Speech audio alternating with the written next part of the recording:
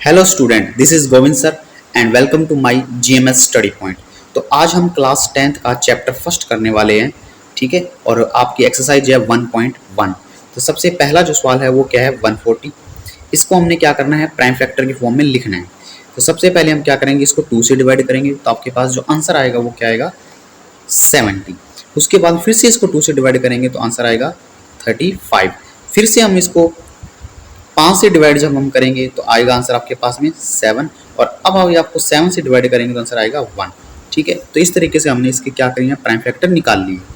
अब आपको जो है नंबर दिखाई दे रहे हैं 2, 2, 5, 7, इसी को हम क्या लिखेंगे, प्राइम फैक्टर ऑफ 140, यानी कि 2 मल्टीप्लाई 2 मल्टीप्लाई 5 और मल्टीप्लाई 7। तो ये आप क्या करोगे, इसको क्या कहलाएंगे, प्राइम फैक्टर। अब आपने क्या करना है, एक बात और थोड़ा सा ध्यान रखना है कि जो नंबर रिपीट कर रहे हैं उसको उसके पावर की फॉर्म में लिखना है। तो आपने क्या नजर आ रहा है, देखिए ये 2 और ये 2 दो बार है तो इसको क्या लिखेंगे, 2 की पावर 2, और बाकी जो नंबर रहेंगे वो क्या रहेंगे, सेम रहेंगे, ठीक है। अब हम अगले क्वेश्चन की तरफ चलते हैं जो कि क्या है, 156। तो सबसे पहले हम क्या करेंगे, इसको 2 से डिवाइड करेंगे तो आपके पास जो आंसर आएगा वो आएगा 78। उसके बाद में अब हम इसको फिर से 2 से डिवाइड करेंगे तो आपके पास आंसर क्या आएगा, 39। अब आपको साफ दिखाई दे रहा है कि ये किससे डिवाइड होगा, 3 से डिवाइड होगा तो आंसर क्या आएगा, 13। और अब हम इसको डिवाइड करेंगे 13 से तो आंसर क्या आएगा, 1। तो ये जो आपके पास नंबर नजर आ रहे हैं, कौन से नंबर नजर आ रहे हैं, 2, 2, 3 और 13, इसी को हम क्या बोलेंगे, प्राइम फैक्टर। तो इसको भी हम क्या करेंगे, बिल्कुल सेम ऐसे ही लिखेंगे जैसे हमने फर्स्ट पार्ट में लिखा था, यानी कि 2 मल्टीप्लाई 2 मल्टीप्लाई 3 मल्टीप्लाई 13। तो अब सेम टू सेम रिपीट कितने नंबर हो रहे हैं, 2। तो आप क्या लोगे, 2 की power 2 multiply by 3 multiply by 13, ठीक है। चलिए अब हम इसका क्या करेंगे, थर्ड पार्ट करने वाले हैं जो कि क्या है, 3825। तो सबसे पहले हम इसको चेक करेंगे 2 से, तो आपको साफ साफ नजर आ रहा है कि जो इसका लास्ट डिजिट है वो क्या है, 5 है। तो इसका मतलब 2 से डिवाइड नहीं होगा। तो अब हम इसको चेक करेंगे, अगला जो प्राइम नंबर होता है वो होता है 3।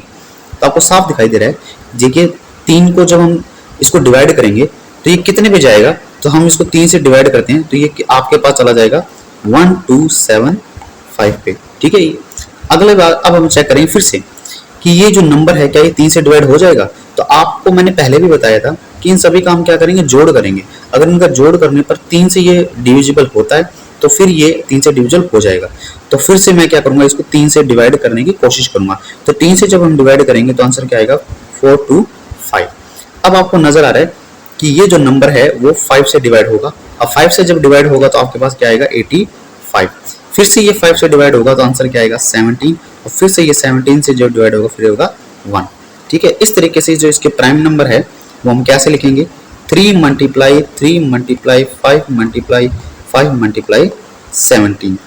पर आपने देखा था पिछले सवाल में कि जो नंबर आपके पास सेम है उसको हम क्या करेंगे, जितनी बार हो उसको उतनी बार डिजिट में लिखेंगे, यानी कि 3 की पावर 2 मल्टीप्लाई बाय 5 की पावर 2 मल्टीप्लाई बाय 17। तो ये आपके पास क्या कहलाएंगे, प्राइम फैक्टर।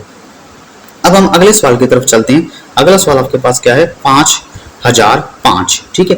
तो आपको साफ दिखाई दे रहा है कि इसका यूनिट डिजिट क्या है, 5 है। तो हम इसको क्या करेंगे, 5 से डिवाइड करेंगे तो आंसर आपके पास क्या आएगा, 1001, ठीक है। अब हम इसको क्या करें, अगला जो प्राइम फैक्टर है वो है आपके पास में 7। तो अब आपको 7 से इसको डिवाइड करना है तो आंसर आपके पास में क्या आएगा, 143, ठीक है।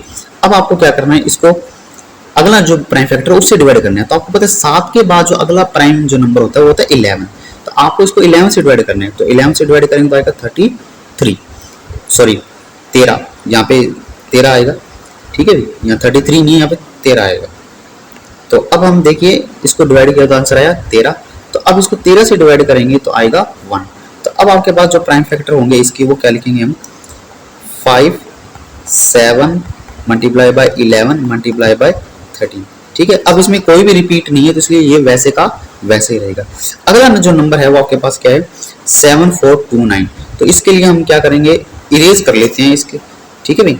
इसको हम इरेज कर लेते हैं, जो इसका फर्स्ट पार्ट है, ठीक है, इसको इरेज कर लेते हैं। और यहाँ हम क्या करेंगे, अगर जो आपका जो लास्ट पार्ट है इसको हम क्या करेंगे, सोल्व करेंगे, ठीक है। जो आपका जो लास्ट पार्ट है वो आपके पास में क्या है, लास्ट पार्ट आपके पास क्या है, 7429।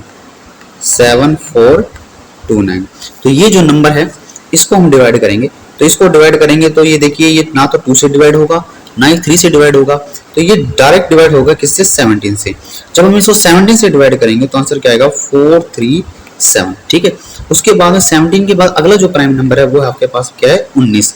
अब हम इसको 19 से डिवाइड करेंगे तो आंसर आपके पास क्या आएगा, 23, और जब हम इसको 23 से डिवाइड करेंगे तो आंसर आएगा 1। तो इस तरीके से हम इसको लिख सकते हैं। इसके जो प्राइम फैक्टर होंगे वो क्या होंगे, 17 गुना 19 गुना 23।